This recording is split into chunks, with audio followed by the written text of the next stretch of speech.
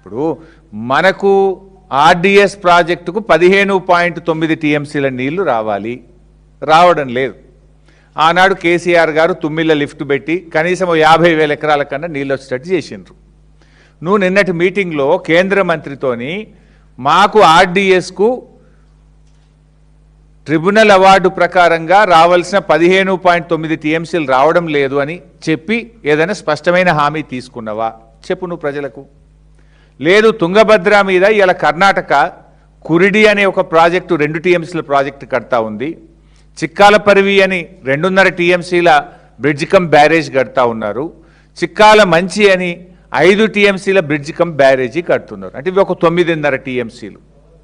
ఈ 9.5 టీఎంసీలతో 3 బ్యారేజీలు ఈరోజు కడతా ఉంటే దీన్ని ఏమన్నా అడ్డుకోవడానికి, దీనివల్ల తెలంగాణకు నష్టం జరుగుతుందని చెప్పి నువ్వేమన్నా స్పష్టమైన హామీ పొందినవా చెప్పు నువ్వు.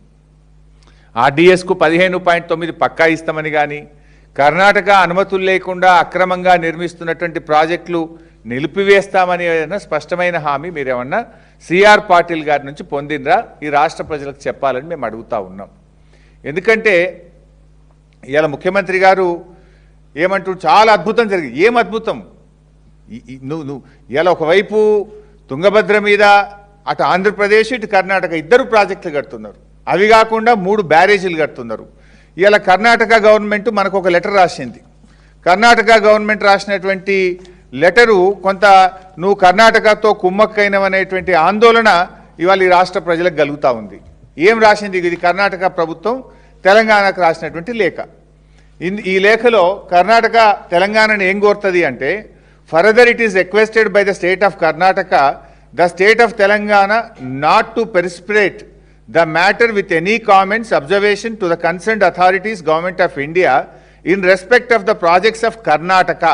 మేము కట్టుకుంటున్న ప్రాజెక్టులు చిక్కల మంచి బ్రిడ్జ్ కమ్ బ్యారేజ్, చిక్కలపరివి bridge cum barrage across Tungabhadra river. మేము తుంగభద్ర రివర్ మీద ఈ 2 ప్రాజెక్టులు కట్టుకుంటున్నాము. వీటికి మీరు ఎలాంటి అడ్డంకులు చెప్పొద్దు. మీరు ఏ అడ్డంకులేవి కూడా కేంద్ర ప్రభుత్వం దృష్టికి తీసుకుపోవద్దు. మీరు సప్పుడే కుండుండ్రి అని కర్ణాటక అడిషనల్ చీఫ్ సెక్రటరీ మన తెలంగాణ ఇరిగేషన్ కార్యదర్శికి రాసిన లేఖ. దీనికి మీరు ఏం రెస్పాన్స్ ఇచ్చిండ్రు? నిజంగానే ఇప్పుడు నాకు ఎందుకు ఇది నిజం అనిపిస్తుంది అంటే, ఇప్పుడు సంవత్సరం అయింది ఈ ప్రాజెక్టులు స్టార్ట్ అయ్యి. ఈ కురిడి కానీ, చిక్కలపరివి కానీ, చిక్కల మంచి కానీ, ఈ 3 ప్రాజెక్టులు కర్ణాటక స్టార్ట్ చేసి దాదాపు కురివి అయితే సగం పని అయిపోయింది కురిడి.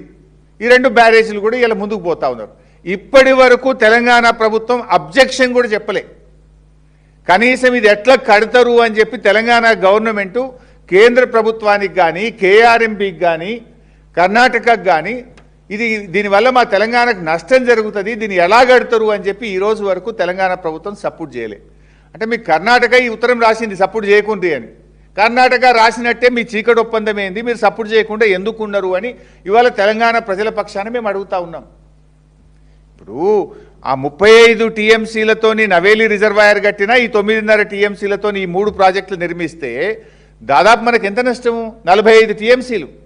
రేపు ఆర్డీఎస్కు మనకి ఇప్పటికే 15.9లో 5 కూడా రావట్లేదు. అంతేకాదు రేపు తుంగభద్ర నీళ్లు శ్రీశైలంలోకి రావాలి. పైన ఈ నీళ్ళన్నీ ఆగితే రేపు శ్రీశైలంకు ఫ్లో తగ్గితే రేపు శ్రీశైలం మీద ఆధారపడ్డ కల్వకుర్తి ఎఫెక్ట్ అవుతుంది. మనం కట్టుకుంటున్న పాలమూరు ఎత్తిపోతల పథకం ఎఫెక్ట్ అవుతుంది.